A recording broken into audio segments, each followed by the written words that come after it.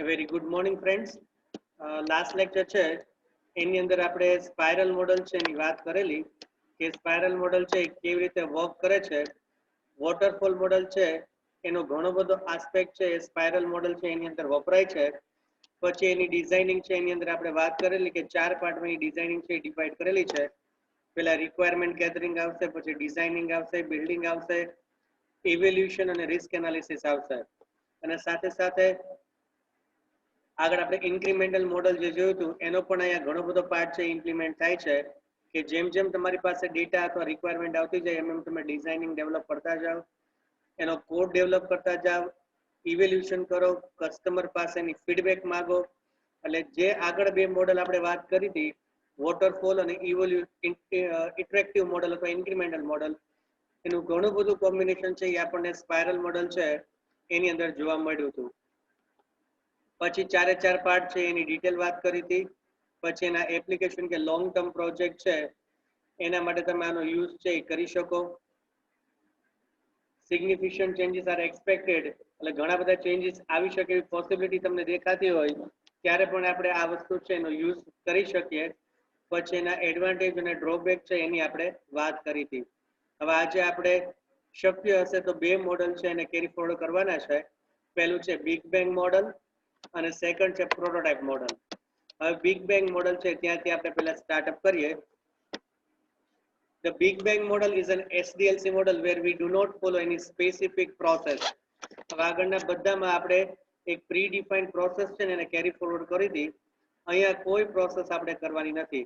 એટલે આ સિમ્પલ એવી વાત થઈ કે કોડમાં કોઈ પણ પ્રોફેસર છે એ તમને એમ કે આ પ્રોગ્રામ લખો ને તમે સીધો એનો કોડ ચાલુ કરો, એક્ઝેક્ટલી સેમ વસ્તુ છે આપણે બિગ બેંગમાં કરવાની આવશે. The development just start with the required money and effort as the input, and the output is the software developed which may or may not be as per customer requirement. બરાબર, તમારી પાસે requirement આવી, તમે એમાં ઇનપુટિંગ કરો એટલે કે software develop કરો, ઇનપુટ કરો, આઉટપુટ આપો. પણ એવું જરૂરી નથી કે જે ઇનપુટ અને આઉટપુટ અથવા જે સોફ્ટવેર આપણે ડેવલપ કર્યો છે એ કસ્ટમરની રિક્વાયરમેન્ટ છે એ સેટિસ્ફેક્શન કરતો હોય. તરત જ ખબર પડી જાય આપણને કે ક્યાં ઘણા બધા ડ્રોબેક્સ આવશે. બરાબર, તમને એક પ્રોગ્રામ લખવાનો કોઈ પણ પ્રોફેસર કે તમે તરત પ્રોગ્રામ છે ને નોટમાં લખો. હવે એ જ બેઠો પ્રોગ્રામ છે, ઘણી વાર તો એવું હોય કે કોઈ પણ પ્રોફેસર આખો પ્રોગ્રામ નોટમાં લખાવે તમને બોર્ડ ઉપરથી, તમે બોર્ડ ઉપરથી જોઈને લખો છો, ફરી પાછી લેબમાં ટ્રાય કરો છો તો સ્ટીલ એરર આવે છે. બરાબર, હવે અહીંયા તો એના કરતાં થોડું જુદું છે. હવે અહીંયા શું કહે છે, જો રિક્વાયરમેન્ટ આવી તમે ડેવલપમેન્ટ કરવા માંડો. હવે કસ્ટમરની એક્ઝેક્ટ રિક્વાયરમેન્ટ છે એ પ્રમાણે ડેવલપમેન્ટ થયું છે કે નહીં એ બહુ મોટો ઇશ્યુ અહીંયા છે. The Big Bang model does not follow a process or procedure and there is a very little planning required. હવે depends on the project size. Project મોટો હોય તો થોડું પ્લાનિંગ કરવું પડે, પણ પ્રોજેક્ટ નાનો હોય તો બહુ પ્લાનિંગની રિક્વાયરમેન્ટ નથી. Even the customer is not sure about what exactly he wants and the requirement are implemented on the fly without much analysis. હવે અહીંયા બીજો મુદ્દો એવો ઉભો થયો કે કસ્ટમરને જ એકચ્યુઅલી ખબર નથી કે એને શું જોઈએ છે. બરાબર, તમારું માઇન્ડસેટ જ ક્લિયર નથી. તમને એટલી ખબર છે કે આપણે આવું કંઈક જોઈએ છે, એના બેઝ ઉપર તમે કોઈ પણ સોફ્ટવેર કંપની અથવા કોઈ પણ સોફ્ટવેર પ્રોડક્ટ ડેવલપર છે એને વસ્તુ આપો ને તમને ડેવલપ કરીને આપે. એટલે હવે કસ્ટમર જ ક્લિયર નથી તો સોફ્ટવેર વાળા છે એ કેવી રીતે ક્લિયર થાય? Usually this model is followed for small project where the development team are very small. કોઈ પણ નાના નાના પ્રોજેક્ટ હોય, જેમ કે અત્યારે 5th સેમમાં તમે પ્રોજેક્ટ ડેવલપ કરો છો તેમાં તમારે આ બિગ બેંગ મોડલ યુઝ કરવું હોય તો થઈ શકે. બરાબર, કોઈ એનાલિસિસ નહીં, કાંઈ જ નહીં, બસ તમને એટલી ખબર છે કે આપણે એક XYZ પ્રોજેક્ટ ડેવલપ કરવો છે. માની લો કે એરલાઇન રિઝર્વેશન છે તો એરલાઇન રિઝર્વેશનમાં ક્યાંથી ક્યાં સુધી ડેસ્ટિનેશન ટુ ઓરિજિન, પછી ડેટ આપો, કેટલી ફ્લાઇટ્સ અવેલેબલ છે એનું લિસ્ટ આપો, એમાંથી બુકિંગ કરાવો. એટલે આ પ્રીડિફાઇન્ડ પ્રોસિજર છે. હવે આ જ વસ્તુ છે એના માટે તમારે કોઈ એનાલિસિસ ને બધી વસ્તુ કરવાની જરૂર નથી. સીધે સીધું તમે બિગ બેંગ મોડલ છે ને અપ્લાય કરી શકો. Now let us see design and application of Big Bang model.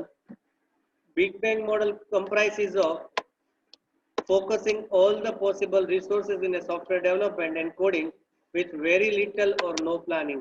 આગળ આપણે વાત કરીએ એમ જ બરાબર. મેઇન ફોકસ ક્યાં કરવાનું છે? કોડિંગ ઉપર.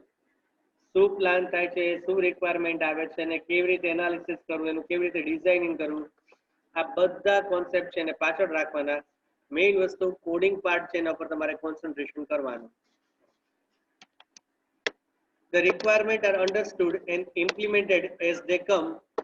Any change is required may or may not be revamped, એટલે કે change the complete software. અત્યારે તમારી પાસે જે રિક્વાયરમેન્ટ આવી છે એને તમે એનું કોડિંગ કરો અને એને ઇમ્પ્લિમેન્ટ કરો. ફરી પાછું કોઈ તમને માની લો કે ચેન્જીસ કરવાનું આવે તો આખો સોફ્ટવેર તમારો ફેરવવો ન પડે. જે પાર્ટમાં જે ચેન્જીસ અપ્લાય કરવાના આવે તમારે એપ્લાય કરી દેવાના. પણ એના માટે રિક્વાયરમેન્ટમાંથી શરૂ કરીને આગળ આપણે વોટરફોલમાં વાત કરી હતી એમ કે રિક્વાયરમેન્ટનું ફેઝ પૂરું કરો, ડિઝાઇનિંગ પૂરું કરો, એવું કોઈ પણ વસ્તુ છે એનું રિપ્રેઝન્ટેશન નહીં કરવાનું, સીધા કોડિંગમાં ચેન્જીસ કરવાના. This model is ideal for small project with 1 or 2 developers working together and is also useful for academic or practice project. આગળ હમણાં જ મેં વાત કરી એ પ્રમાણે કે તમે BCA ના સ્ટુડન્ટ છે, કોઈ સ્ટુડન્ટ રિલેટેડ કોઈ વર્ક થતું હોય, પ્રોજેક્ટ બહુ નાનો હોય, સિંગલ 2 or 3 ડેવલપર્સ હોય અને ભેગા મળીને એક પ્રોજેક્ટ છે એનું રિપ્રેઝન્ટેશન કરતા હોય ત્યારે બિગ બેંગ મોડલ છે એનો યુઝ કરાય. It is an ideal model for product where requirements are not well understood and the final release date is not given. કેટલા ક્રાઇટેરિયામાં તમારા પ્રોજેક્ટ પૂરો કરવાનો છે અને કોઈ ડિફાઇન નથી. સ્ટાર્ટ કરો ને જ્યારે કમ્પ્લીટ થાય ત્યારે એને કમ્પ્લીટ કરી દો. કોઈ પ્રી ડિફાઇન્ડ ટાઈમ ઝોનમાં તમારે વર્ક કરવાનું નથી. જો નીચેનો ફિગર છે એનું આપણને રિપ્રેઝન્ટેશન આપ્યું છે. ટાઈમ, એફર્ટ અને રિસોર્સ ત્રણે ત્રણ તમારે બિગ બેંગ મોડલ છે એની અંદર અપ્લાય કરી દેવાના છે. સોફ્ટવેર તૈયાર કરવાનો અને એને રિલીઝ કરી દેવાનો. બરાબર. ટાઈમ, એફર્ટ અને રિસોર્સ. ટાઈમ મેનેજમેન્ટ તો જોશે, એફર્ટ એટલે એના માટે તમારે મગજ દોડાવવું પડશે, રિસોર્સ એટલે ટેકનિકલ એટલે કમ્પ્યુટરની બધી વસ્તુ કેટલી તમારે કયા સોફ્ટવેરની જરૂર પડશે, આટલી બધી વસ્તુ છે એને તમે રેડી રાખો. બિગ બેંગ મોડલ છે એનો યુઝ કરો, સોફ્ટવેરનું કોડિંગ છે એને સ્ટાર્ટ કરો, કોડિંગ કમ્પ્લીટ થાય એટલે સોફ્ટવેરને રિલીઝ કરી દો. એટલે આગળ આપણે જેટલા મોડલ જોયા હતા એ બધા મોડલ કરતા સૌથી ઇઝીએસ્ટ મોડલ છે, પણ સામે રિસ્ક ફેક્ટર બહુ છે. એટલે બહુ જ ધ્યાન રાખજો કે આ મોડલ અપ્લાય ક્યારે કરાય, જ્યારે તમે બહુ જ નાનો પ્રોજેક્ટ બનાવતા હોય અને જેની બહુ એવી માર્કેટની અંદર એટલી બધી વેલ્યુએશન ન થવાની હોય એવા પ્રોજેક્ટ્સ હોય ત્યારે આપણે આનો યુઝ કરવો. Now let us check advantage and disadvantage of Big Bang model. It is a very simple model. As usual, કાંઈ કરવાનું નથી, નથી ડિઝાઇન કરવાનું, નથી રિક્વાયરમેન્ટ ગેધરિંગ, એટલે એકદમ સિમ્પલ. ડેટા આવે, કોડિંગ કરો, રિલીઝ કરો.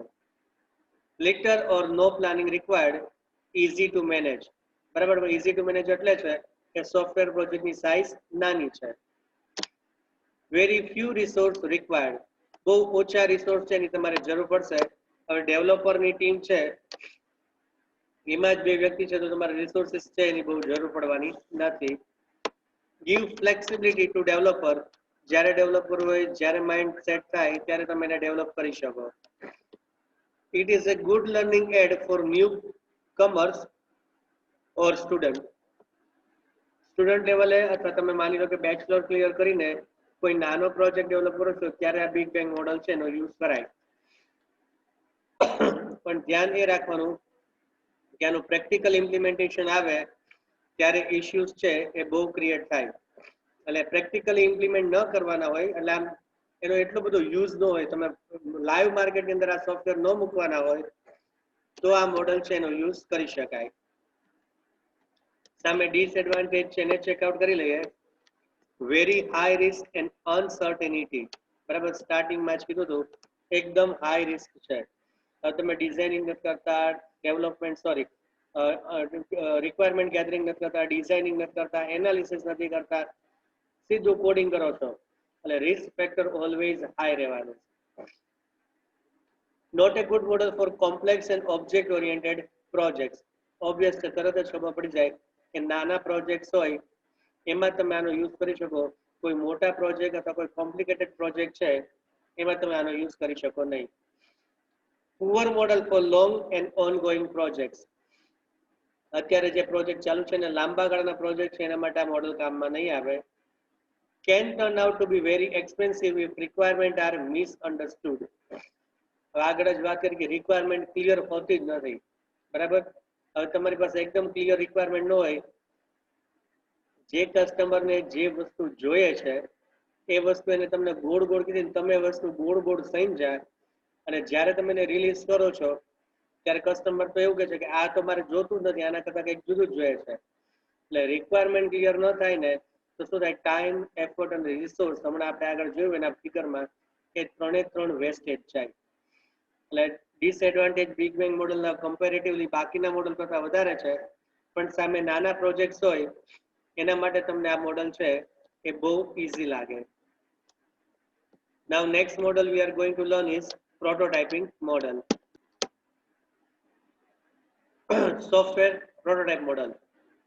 The software prototyping refers to building software application prototypes which display the functionality of product under development but may not actually hold the exact logic of the original software. હવે આગળ જે આપણે big bang છે એની વાત કરીને somehow થોડું એના જેવું જ આ મોડલ છે, પણ અહીંયા તમને ફિઝિકલ ડિઝાઇન છે ને એનું આઉટપુટ છે એ બતાવશે. લોજિકલ ડિઝાઇન એટલે એકચ્યુઅલ તમે લોજિક એની પાછળ શું વાપર્યું છે ને એ તમારે યુઝર છે ને એને બતાવવાનું નથી. આમ બિગ બેંગ મોડલ જેવું ઘણું બધું છે અહીંયા. જેમ જેમ તમારી રિક્વાયરમેન્ટ આવતી જાય એમ તમારે પ્રોડક્ટ્સ છે એને ડેવલપ કરતા જ જવાની છે. એ જ બેઝ ઉપર આ મોડલ પણ વર્ક કરે છે, જેમ બિગ બેંગ કરતું હતું એમ જ. Software prototyping is becoming very popular as a software development model as it enables to understand customer requirement at an early stage of development. બરાબર, કસ્ટમરની રિક્વાયરમેન્ટ છે તમારે સ્ટાર્ટિંગના ફેઝમાં પરફેક્ટલી સમજી લેવાની, એના ઉપર તેને ડિઝાઇનિંગ બધું કરીને આપવાનું, એકચ્યુઅલ લોજિક નહીં બતાવવાનું. એટલે બિગ બેંગ મોડલની જેમ જ તમારે ડેવલપમેન્ટ પ્રોસેસ છે ને ચાલુ તો કરતા જ જવાની છે.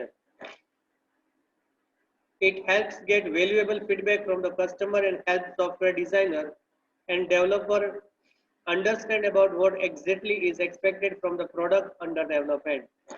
અને કસ્ટમરનું તમે ફીડબેક લ્યો એના ઉપરથી ડિઝાઇનર અને ડેવલપર અથવા તમે એનાલિસ્ટ કહો તો એનાલિસ્ટ, એને એકચ્યુઅલી ખબર પડી જશે કે આપણે ખરેખર શું ડેવલપ કરીને આપવાનું છે. Now let us check what is software prototyping. Prototyping is a working model of the software with some limited functionality. તમારે આખો પ્રોજેક્ટ છે ડેવલપ કરીને નથી આપવાનો, પણ તમારો પ્રોજેક્ટ છે એ કેવો દેખાશે ને એને તમારે બતાવવાનું છે. લોજિક નથી બતાવવાનું, પણ સોફ્ટવેર વર્ક કરશે તો એ કેવી રીતે વર્ક કરશે ને એનું તમારે આઉટપુટ છે એ પ્રોવાઈડ કરવાનું છે. The prototype does not always hold the exact logic used in actual software application and is an extra effort to be considered under effort estimation. બરાબર, આ એક કેવી વસ્તુ છે કે આપણે ડેમો કહીએ ને, ડેમો એના જેવું છે. તમને કોઈ કંપની કહે છે કે અમારે આવો સોફ્ટવેર છે ને ડેવલપ કરવો છે, તો તમારે શું કરવું છે, એનું ટેમ્પરરી ડેમો વર્ઝન છે ને એને ડેવલપ કરીને આપવાનું. એના ઉપરથી એ લોકોને આઈડિયા આવશે કે એને શું જોઈએ છે, એ લોકોની જે રિક્વાયરમેન્ટ છે એ ક્લેરિફાઈ થઈ જાય છે, નથી થતી તો ક્યાં ક્યાં ઇશ્યુઝ છે, આ બધી જ વસ્તુ તમને ડિફાઇન કરીને આપશે. Prototyping is used to allow the user to evaluate developer proposal and try them before implementation. It also helps understanding the requirement which are user specific and may not have been considered by the developer during the product design. એટલે બહુ સ્ટાર્ટિંગના stage ઉપર ડેવલપરે જે વસ્તુ develop કરીને આપી છે અને કદાચ ડેવલપરના માઇન્ડમાંથી અમુક વસ્તુ જે સ્કીપ થઈ છે એ કસ્ટમર છે એના ફીડબેક થ્રુ ડેવલપર છે ને એને પ્રોવાઈડ કરશે. બહુ શોર્ટ વસ્તુ તમારે યાદ રાખવાની છે કે તમારે એક ડેમો વર્ઝન જેવી વસ્તુ છે ને ડેવલપ કરીને આપવાની, પણ જ્યારે ડેમો વર્ઝન છે ફૂલ્લી સેટિસ્ફાઈ થાય પછી તમારે એનું એકચ્યુઅલ પ્રોડક્ટ છે ડેવલપ કરીને આપવાનું. ડેમો વર્ઝનમાં તમે જે લોજિક વાપર્યું છે એવું જરૂરી નથી કે એ જ લોજિક છે તમે ફૂલ વર્ઝનમાં વાપરો, ત્યાં એમાં ફેરફાર છે એ પોસિબલ થઈ શકે. હવે બિગ બેંગમાં જેમ કોઈ રિક્વાયરમેન્ટ ને એવું કશું જ નહોતું, કોઈ પ્રોસેસ જ નથી. અહીંયા એક પ્રી ડિફાઇન્ડ પ્રોસેસ છે, જેમ વોટરફોલ, ઇટરેક્ટિવ કે વી મોડલમાં આપણે જોયું હતું એમ અહીંયા આપણે પ્રી ડિફાઇન્ડ પ્રોસેસ છે એની અંદર કેરી ફોરવર્ડ થઈને જ જવાનું છે. એમાં પહેલી જ વસ્તુ છે basic requirement identification. This step involves understanding the very basic product requirement, especially in the term of user interface. The more intricate details of the internal design and external aspect like performance and security can be ignored at this stage. હવે requirement gathering છે એમાં શું કરવું જોઈએ, તમારે basic વસ્તુ શું જોઈએ છે એને આઈડેન્ટિફાઈ કરી લેવાની, અને એનો એક યુઝર ઇન્ટરફેસ છે એ કસ્ટમરને તમારે ડેવલપ કરીને આપવાનો છે. પછી એની અંદર શું આપણે લોજિક એડ કરશું, કેવી રીતે કનેક્ટ કરશું, કેવા સિક્યુરિટી આસ્પેક્ટ મૂકશું, એ બધી વાત પછી. પણ બેઝિક કસ્ટમરની જે નીડ છે એનો એક આખો ઇન્ટરફેસ તમારે એને ડેવલપ કરીને આપવાનો છે. સેકન્ડ સ્ટેપ છે developing the initial prototype. The initial prototype is developed in this stage where the very basic requirements are showcased and user interface are provided. બરાબર, તમારી પાસે રિક્વાયરમેન્ટ આવી, એનો એક ડેમો મોડલ છે તમારે ડેવલપ કરવાનું, યુઝર છે એને આપવાનું, અને યુઝર છે એ ડેમો મોડલ છે એની અંદર થોડું વર્ક કરે. This feature may not exactly work in the same manner internally in the actual software developed. અને આ ડેમો વર્ઝન અને એક્ચ્યુઅલ જે ડેવલપમેન્ટ કરવાનું છે એમાં vast difference તો હોવાનો જ. While the workaround are used to give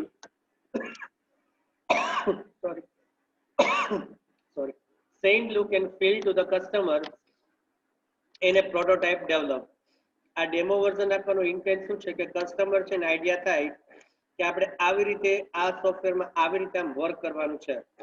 હજી એમાં ચેન્જીસ કોઈ અપ્લાય કરવાના કે આપણને કે આને તમે થોડું આમ ઇઝી કરવાના, મેનુ છે એમાં માટે ચેન્જીસ કરી દો, તો એવા બધા ચેન્જીસ છે એ એક્સેપ્ટેબલ છે અને પછી તમારે એને એપ્લિકેબલ પણ કરી દેવાના છે. નંબર 3 છે review of prototype. The prototype developed is then presented to the customer and the other important stakeholder in the project. The feedback is collected in an organized manner and used for further enhancement in the product under development. એટલે આગળ વાત કરીએ એમ demo version છે તમે develop કરીને આપો, એના base ઉપર કસ્ટમર અને ઇમ્પોર્ટન્ટ સ્ટેક હોલ્ડર એટલે કે કંપનીના જે અગત્યના માણસો જે ખરેખર પ્રોજેક્ટ યુઝ કરવાના છે એ લોકો પાસે ફીડબેક લ્યો, અને ફીડબેક છે એને પરફેક્ટ મેનરમાં ઇમ્પ્લિમેન્ટ કરવાની તમે ટ્રાય કરો.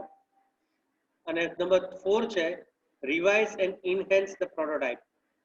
The feedback and the review comments are discussed during this stage and some negotiation happen with the customer based on factors like time and budget constraint and technical feasibility of actual implementation.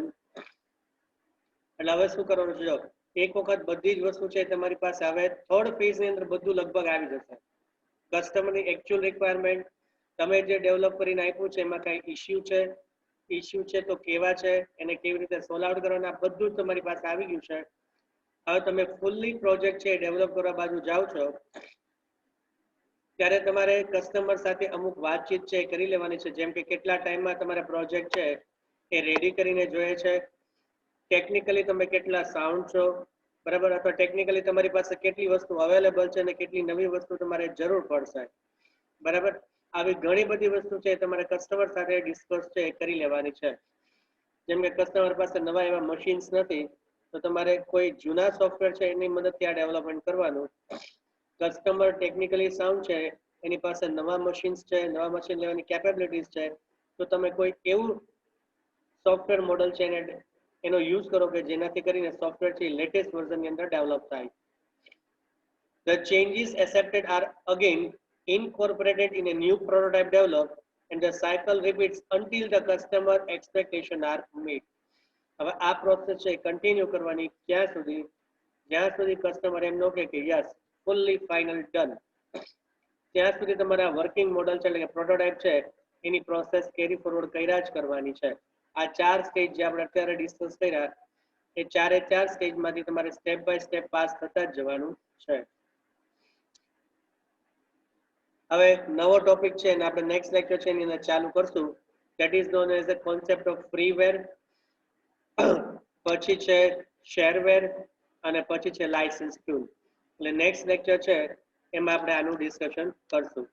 Thank you very much students.